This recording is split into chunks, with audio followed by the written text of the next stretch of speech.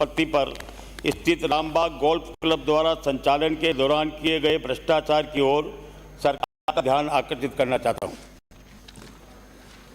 माननीय मंत्री जी,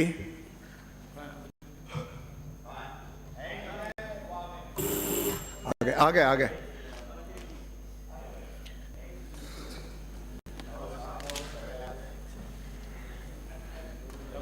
हम बोल चुके हैं। सीधा रिप्लाई दे दूं? हाँ, रिप्लाई दे दो।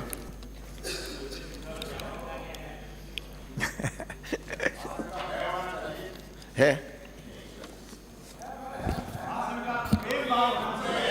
माननीय अध्यक्ष महोदय, कोई भी निर्भय रहो, लेकिन नियमों में रहो। हाँ, बोलो। हाँ, सही सीट पे नहीं हो आप, ये भय थोड़ी है। चलिए। माननीय अध्यक्ष महोदय, मैं माननीय वरिष्ठ सदस्य जिन्होंने ध्यानाकर्षण प्रस्ताव लगाया उनको और सदन को अवगत कराना चाहूँगा कि रामबाग गोल्फ क्लब के लिए 322 बिस्वा जमीन जो थी वो 1973 में अधिग्रहित हुई थी। उसमें से एक हिस्सा सेंट्रल पार्क चला गया, कुछ दूसरे कामों में आ गया और अधिग्रहण के बाद इस प्रकरण को लेकर माननीय राजस्थान उच्च न्यायालय में बहुत सी रिट याचिकाएं दायर हुई और दायर होते होते खंडपीठ का एक फैसला आया। उस खंडपीठ के फैसले के खिलाफ माननीय सर्वोच्च न्यायालय में एक रिट याचिका पेश हुई। उसमें राजस्थान उच्च न्यायालय के खंडपीठ के फैसले पे रोक लगा दी गई और तब से माननीय सर्वोच्च न्यायालय में वो रिट पेंडिंग है। दूसरा, मैं निवेदन करना चाहूँगा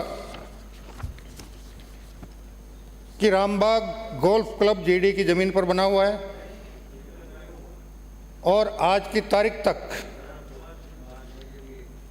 इसका कोई एमओयू नहीं हुआ है। एमओयू के लिए कई बार मीटिंगें हुई, लेकिन आज की तारीख तक एमओयू नहीं हो पाया है। इसी दौरान मेरे संज्ञान में ये ध्यानाकर्षण प्रस्ताव लगने के बाद जो जानकारी मैंने जुटाई उसमें अधीनस्थ न्यायालय द्वारा नवीन सदस्यता पर रोक भी लगाई गई थी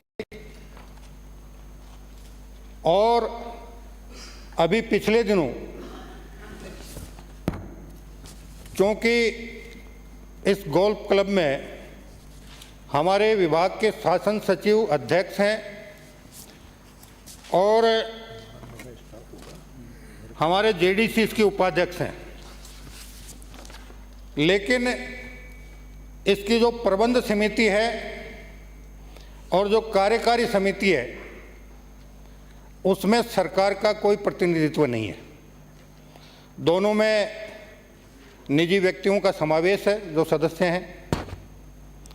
और पिछले दिनों इन्होंने एक एजेंडा नोट जारी करवाया लगभग 117 पेज का, जिसमें इन्होंने संपूर्ण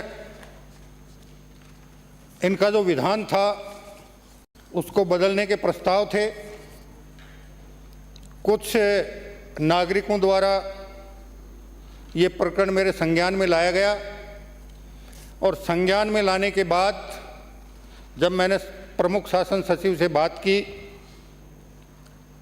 और उन्हें निर्देशित किया क्या आपकी अनुमति से ये सभा बुलाई गई है, तो उन्होंने कहा नहीं, मेरे से इस बारे में कोई चर्चा नहीं हुई, मेरे से कोई अनुमति नहीं ली गई। तो मैंने उन्हें इस सभा को स्थगित करने के लिए निर्देशित किया और प्रमुख शासन सचिव ने इस सभा को स्थगित कर दिया। क्योंकि एमओयू नहीं हुआ, मामला सुप्रीम कोर्ट में लंबित है, सदस्यता पे रोक लगी हुई है। इस बीच उन्होंने एक हिस्से पर कुछ निर्माण कार्य किए थे उस निर्माण कार्य की जैसे हमें शिकायत मिली तो जेडीए द्वारा उस निर्माण कार्य को ध्वस्त कर दिया गया। और इस प्रकार मैं सदन को आश्वस्त बताना चाहूँगा कि रामबाग गोल्फ क्लब हेतु सदस्यता राशि में जयपुर विकास प्राधिकरण द्वारा किसी प्रकार का बदलाव नहीं किया गया है। नए सदस्य बनाने तथा टर्मिनेट किए जाने संबंधी प्रकरण माननीय उच्च न्यायालय में विचाराधीन है। गोल्फ क्लब द्वारा जयपुर विकास प्राधिकरण स्वामित्व की भूमि पर बिना अनुमति किए गए निर्माण को जयपुर विकास प्राधिकरण द्वारा दिनांक 9/2/2024 को ध्वस्त किया जा चुका है और जयपुर विकास प्राधिकरण द्वारा क्लब के मौजूदा विधान में किसी प्रकार का परिवर्तन आज की दिनांक तक नहीं किया गया है। क्लब द्वारा जयपुर विकास प्राधिकरण की बिना अनुमति के आहूत की गई आम सभा को विभागीय पत्र दिनांक 28/2024 से आगामी आदेश तक स्थगित किया जा चुका है। अब माननीय वरिष्ठ सदस्य की जो भी कोई शिकायत है, मैं उनसे निवेदन करूंगा कि वो अपनी शिकायत प्रस्तुत करें, उन पे हम यथोचित कार्रवाई करेंगे।